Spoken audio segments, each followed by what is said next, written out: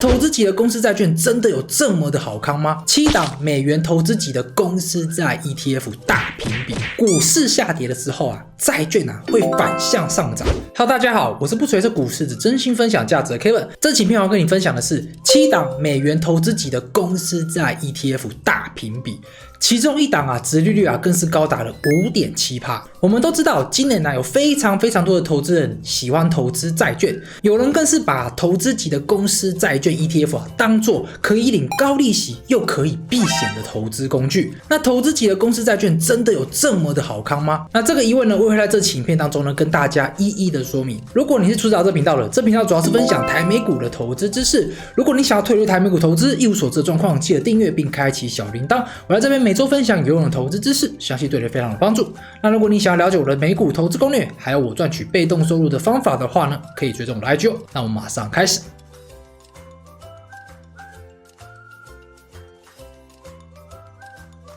首先，我先简单介绍一下我们现在的投资背景哦。2023年3月份的时候最新的美联储的会议纪要披露了一个消息，具备美国利率决策权的美联储的官员，他们纷纷对未来美国利率去进行预测。那这个表格呢，统计显示2023年他们预测美国的终端利率将会升到5.1%，那我们现在的话呢是4.7%到5%之间。那2024年的话呢会开始降息。那长远的目标的话呢，会将利率维持在 2.5% 左右。那虽然未来利率会怎么走，依然还是有许多的变数，但毕竟呢，美国利率是由这些美联储的官员去进行制定的，所以我觉得这些官员对利率的预测还是有它的参考价值。那我们也知道一个基本的观念利率上升的时候呢，债券的殖利率也会跟着上升，然后呢，债券的价格就会下跌。那利率下跌的时候呢，债券的殖利率就会下跌，然后债券的价格呢就会上升。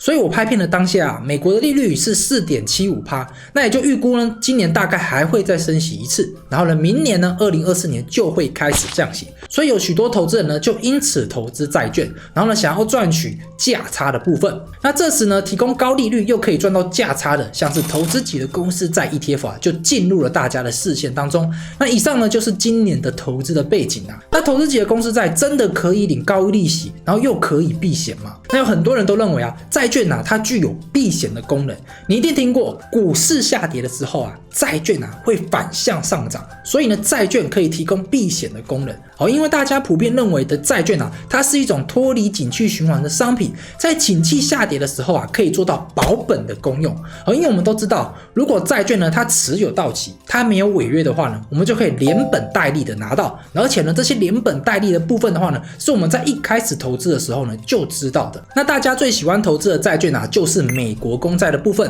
那不管景气如何大家都认为美国政府应该都会持续的去支付利息，因为毕竟美国政府嘛，他们是世界上最强的一个霸权。那请问你觉得公司债券会有这个功能吗？也就是避险的功能，然后呢，脱离景气循环的这个功用。那我们来看一下下面这张图有避险功能的债券它会跟股市会呈现一个反比的关系。这张图的部分的话呢，蓝线的部分的话呢是追踪美国500大企业的 ETF SPY， 那黄线的部分的话呢是追踪美国20年期的公债 ETF TLT。 你可以发现，在股市危机的时候，像是2008年的次期房贷危机以及2020年的 COVID-19 爆发的时候股市下跌，然后呢，债市的话呢就上涨，也就是你可以看到蓝线跟黄线是呈现一个反比的一个关系。所以 TLT 这档20年期的美国公债 ETF， 它就是有一个避险的功能。那如果投资级的公司债券也要有避险的功能的话呢，那它与美国股市也应该要呈现一个负相关的一个状况。但是呢，我们从这张图我们可以看到，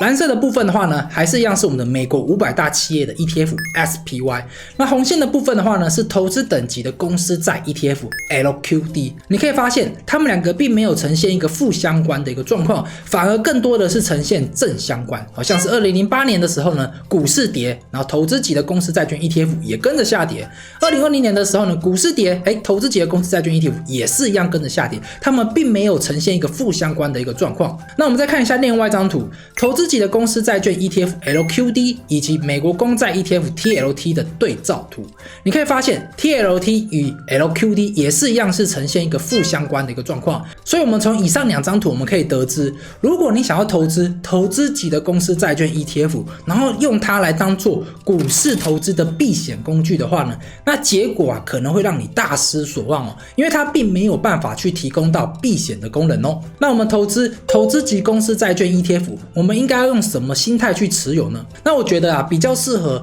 拿来当做一个防御性的投资商品，你可以把它视为一个波动性比较小的投资商品然后呢，它也可以获得比较高的利息。那比较适合投资它的一些族群呢，就是一些无法忍受投资组合大幅波动的投资人。那如果你已经了解了投资公司债券的一个心态的话呢，接下来我就要跟你介绍7档投资级别的公司债券 ETF， 那我也会附上3档非投资级别的公司债券 ETF 来一起做比较。好，那我们先了解什么是投资级的公司债。那投资级到底又是什么意思呢？世界上有3家主要的信用评级机构它主要是去对每一家企业或者是每一个公司呢去进行一个信用评级，来了解这家公司呢它的信用的风险。那信用评级机构呢主要有这3家，一家是穆迪，另外一家是标普，最后一家呢则是惠誉国际。那这3家公司呢，他们对公司的信用评级呢有从 AAA 然后呢到 C 的部分。那 AAA 的部分的话呢，它就是信用评级最好的，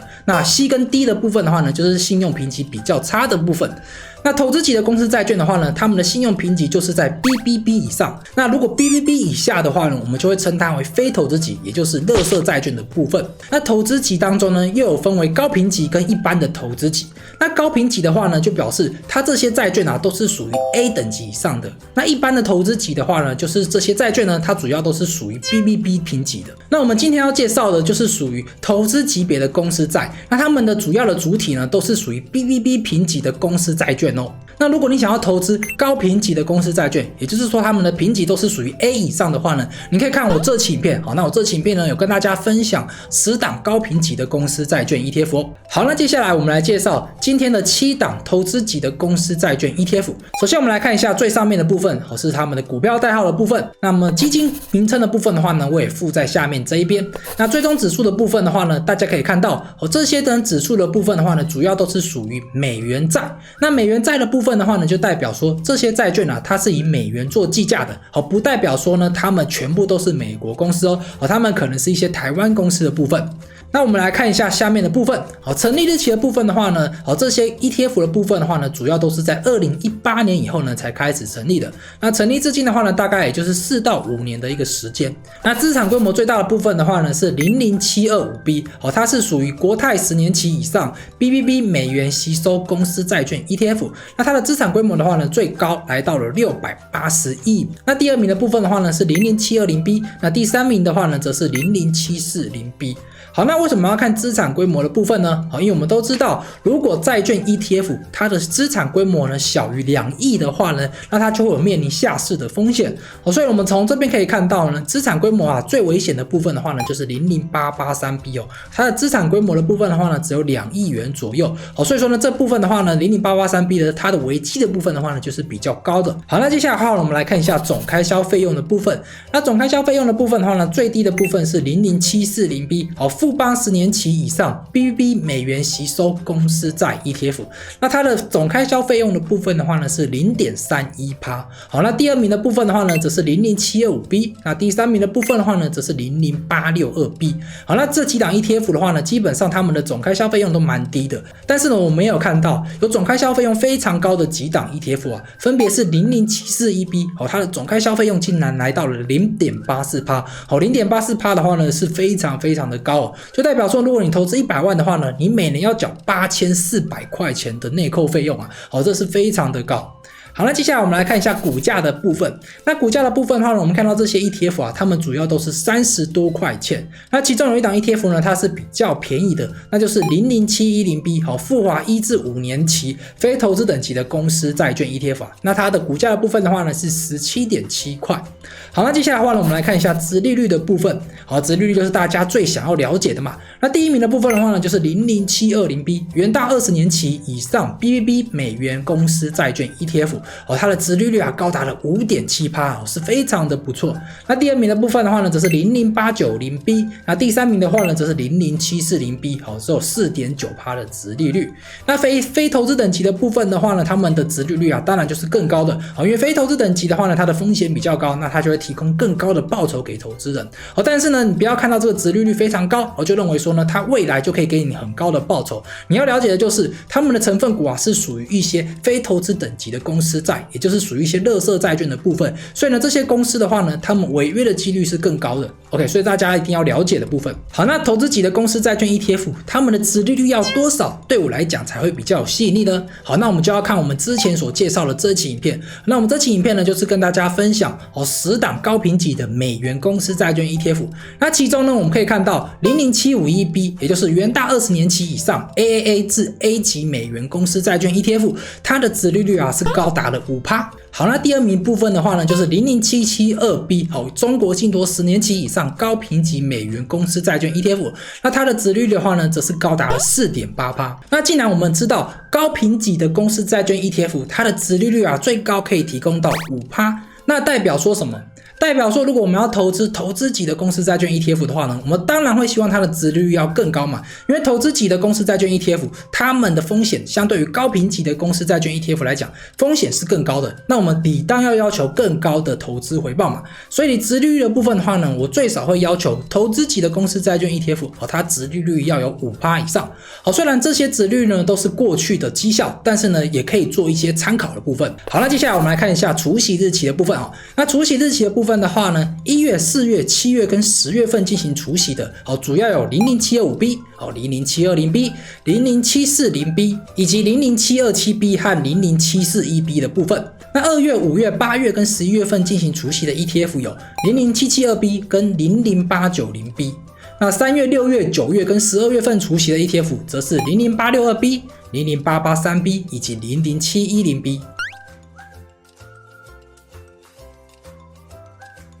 好，那以上就是我今天跟大家分享的7档投资级别的公司债券 ETF 以及3档非投资级别的公司债券 ETF。好，那接下来我要跟你分享我自己的研究心得那如果我要投资像是投资级的公司债券 ETF 的话呢，我会把它视为一种防御性的投资商品。好，那比较适合是我无法忍受投资组合价格的波动的人，才会比较适合去投资这种商品。那如果呢你是可以忍受投资组合价格波动的投资人的话呢，那我觉得你不如去投资股市会比较好，因为你把这笔钱呢拿来投资股票，或是投资这家公司的公司债券来讲的话呢，都是看这家公司他们的营运绩效好不好。如果这家公司呢它的体质很好，财务状况很好的话呢，它股票是会上涨，然后它的公司债券呢就不会违约嘛。那既然我们都是承受相当于这家公司他们营运状况的一个风险的话呢，那我觉得还是投资股票会比较好。好，那你的想法是如何呢？你觉得投资公司债券 ETF 的话呢，我们应该要抱持什么样的心态呢？也欢迎你在下方跟我分享你的看法好，那我是不随着股市真心分享价值 Kevin。如果你觉得这期影片对你有帮助的话呢，别忘了点个赞再走。那 Kevin 持续出不易 ，Kevin 非常需要你的支持。那我们下期影片见，拜拜。好，那既然讲到殖利率，那殖利率要多少还比较有吸引力呢？我觉得殖利率至少要有